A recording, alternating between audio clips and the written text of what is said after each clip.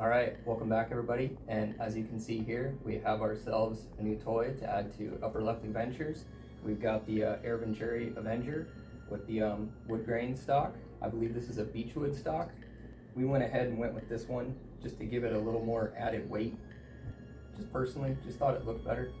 And another bonus with the wood version is they do put a metal pick rail here with the sling stud attached, another sling stud there. As far as the fit and finish of the wood stock on the Avenger, it's pretty nice. I'd have to say for an entry level inexpensive gun, and looking at the pictures that were provided online of this wood stock, I wasn't very impressed and I wasn't expecting much. So just wanted to hope that helps anybody if they're wondering, well, you know, should I get that wood stock versus a synthetic? You look at the pictures and it doesn't look that great, and I know beechwood's not the most desirable wood, but it looks good, it feels good. It's not too heavy, but definitely puts a little bit more heft on it. You take away that hollow clunk sound, and then you do get some metal hardware on here, and it's got a nice, decent Gummy rubbery butt pad on it. It's a good gun for a good value, very good shot count, very good power.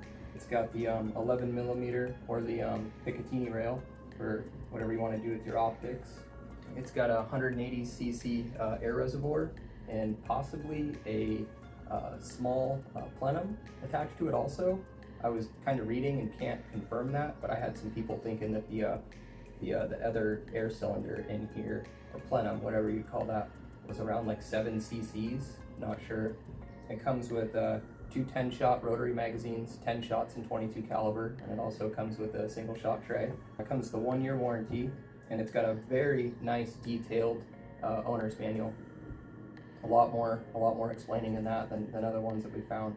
Found that very nice. And we also did go ahead, and when we ordered this, we ordered it with the Donnie FL Moderator adapter, because the gun does have a little bit of bark to it. It's fully shrouded, but there is no baffles in there, so it's got a little snap to it. Obviously, we do not have the Moderator on here quite yet, but the other benefit as to why we ordered it was this. In case some of you don't know, this Moderator adapter is nice because the way it sits in here is it goes inside and it seats over top of the barrel, and it gives everything a nice sturdy mounting point, so there's no flick, and supposedly helps with accuracy. I personally think it does. So yeah, you just insert that in there. You can feel it go right on over the barrel. Screws right in, just like so. And then you get your Moderator, the very tip right here, comes right off, screw right onto there. So far, no complaints. Gun is great. Oh, and you've got your quick Foster disconnect there. Very nice. Yeah, no complaints with the gun. Very accurate with pellets and slugs. Doesn't seem to matter much what you put into it. You just got to play around with your pressures depending on ammo. You know, some like it hot, some like it slow. Does have a metal trigger. That's a plastic trigger guard. Rubber butt pad. On the right side, right here is your regulator pressure, and then over here on the flip side, that'll be your tank pressure. And you do have a degassing screw right on the bottom right there, and then your regulator adjustment right there. Now, do note that you can go ahead and turn the regulator pressure up at will. You do not have to depressurize the tank, but if you want to lower your pressure, make sure to take the pressure all the way out of your tank before turning that pressure down, because you can hurt your regulator.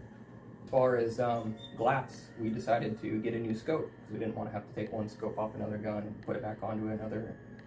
Anyways, we decided to take a different route, and nothing against the Barska, like them, but instead we decided to go with this Nebo scope. Put a picture down below, it'll show the information on it. But so far so good. It's got the side parallax adjustment, really like that. A little more convenient. And it does have the mil dots. That's really the whole reason why we really wanted a new piece of glass.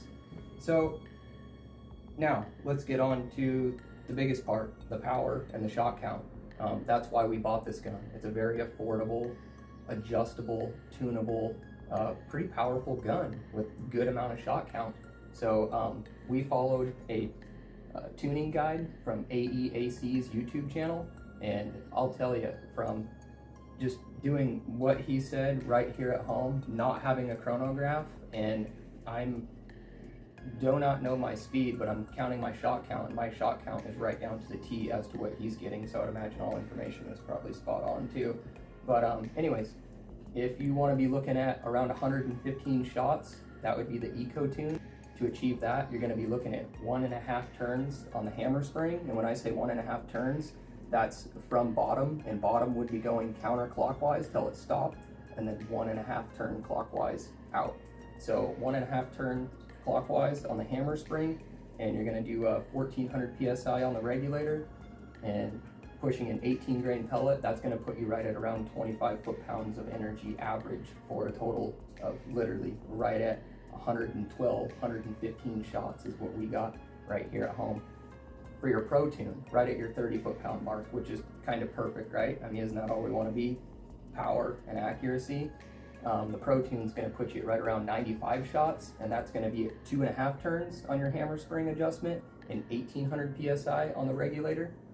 And then again, that's pushing an 18 grain pellet, and that'll put you at an average of right around 30 foot-pounds of energy. And then, now, the big one, why we really wanted this gun, to shoot them slugs. So, if you want to be putting out around an average of 45 foot-pounds of energy, but only with about 50 shots, you're going to want to do a full 5.5 turns on the hammer spring adjustment. And your regulator pressure, I know there's, some people say 2700 psi, some say 28. And just from my playing at home and some reading around, I found that anything past 2500 psi on the regulator is almost just wasting air.